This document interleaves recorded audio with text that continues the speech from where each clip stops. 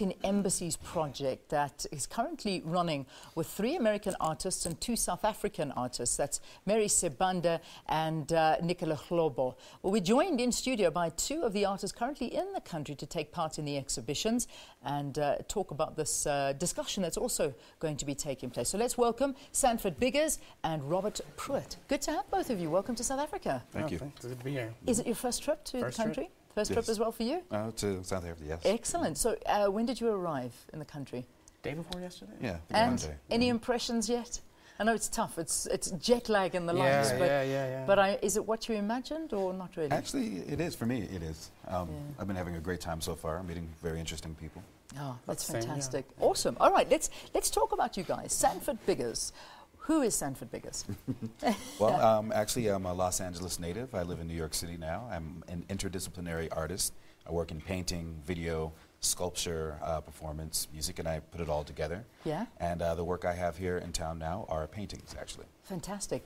And let's talk about you, Robert. I'm born and raised in Houston, Texas. I still live there and work there. I do mostly figure drawings, large-scale figurative portraits of friends and neighbors and that sort of thing. Yeah. And now to be chosen to participate in something like this, it must be quite an honor for you, and it does a lot for your work. How do you go about getting chosen? Do you have to apply for it, or is it just that you're picked from the work that you've done? I think we were selected from the work that we've done, so Right. It's actually very serendipitous that we were chosen. Yeah. The sort of genre of your work, the theme of your work, what is it, Sanford? Well, I deal with a lot of themes, but I would primarily say that it deals with cross-cultural syncretism, American history, but also African diasporic history, pop culture, hip-hop, Buddhism. I fuse a lot of things into my work. Sure. So it's very, very diverse. You work on a lot of things that influence you. I mean, you talk about family and friends and things like that. Family, friends, the portraits, but I also, I juxtapose a lot of stuff with science fiction, also hip-hop, and I try to create a new sort of identity for the people that I know. Yes, expand who they might be. Who they might be. Yeah. I know we've got some visuals. I'm not sure if this is necessarily your art, but if we do come across your art, we'll stop and we can chat about it as well. But I know that it's a big milestone in the US as well. You know, we here in South Africa are celebrating 20 years of democracy, of democracy, as you do know.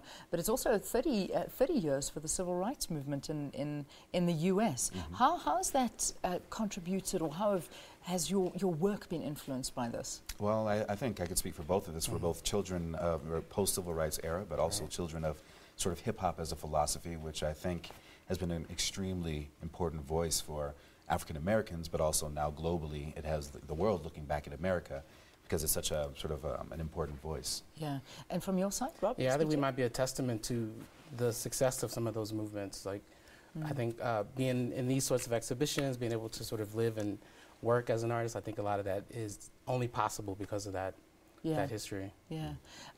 Have you seen much South African art?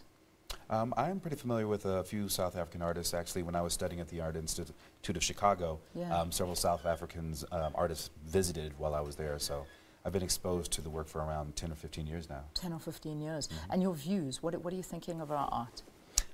Actually, I find some type of kinship to it because, obviously there's the aesthetics and the conceptual ideas behind the work, but as you mentioned, sort of civil rights and democracy and ideas of identity, freedom, and politics. Yeah, and it's amazing that over the years how the art changes with the face of the country as it changes, and the needs and the desires of the people also change. And has your art changed over the years? How long have you been in the arts for?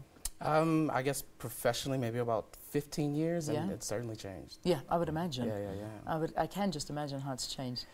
You mentioned hip hop, and I've been seeing this photograph that's, I think it could be in the ambassador's house. We've got it as the overlay.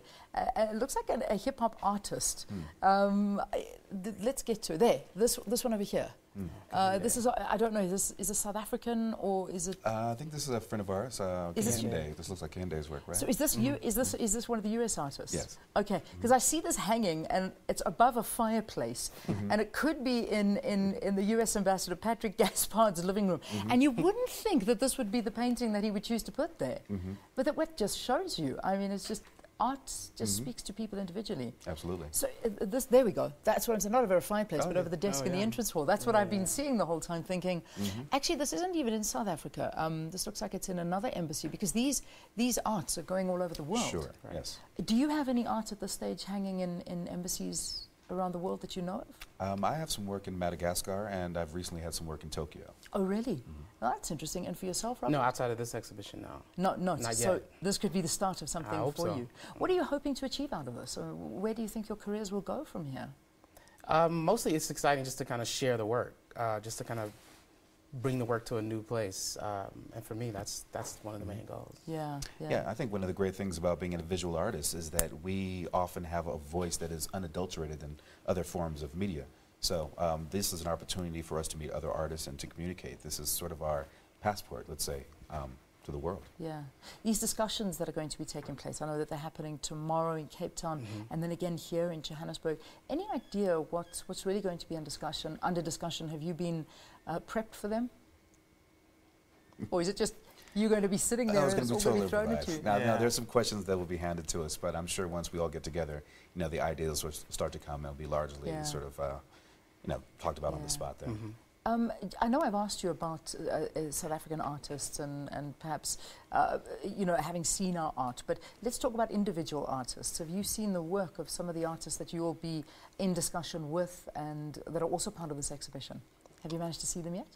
We haven't seen the exhibition yet, but I'm familiar with Kahinde, Mary, I don't know how to pronounce her last name, Sibande. Is it Sibande? Yeah, Mary Sibande. Yeah, so their work good in your eyes? Oh, yeah. Yeah, I think we're definitely in good company. Fantastic. Well, I'm so happy to hear that. Guys, enjoy your stay. Thanks for popping by to chat to us about this art exhibition, as well as the conversations that are going to be taking place. Two artists from the US, Sanford Biggers, and also Robert Pruitt, talking to us about their artworks that are going to be on display and that are also going to be taking part in these discussions about 20 years of democracy here in South Africa and 30 years after the civil rights movement in the US. So lots in common and lots happening between the two countries. Let's take a break.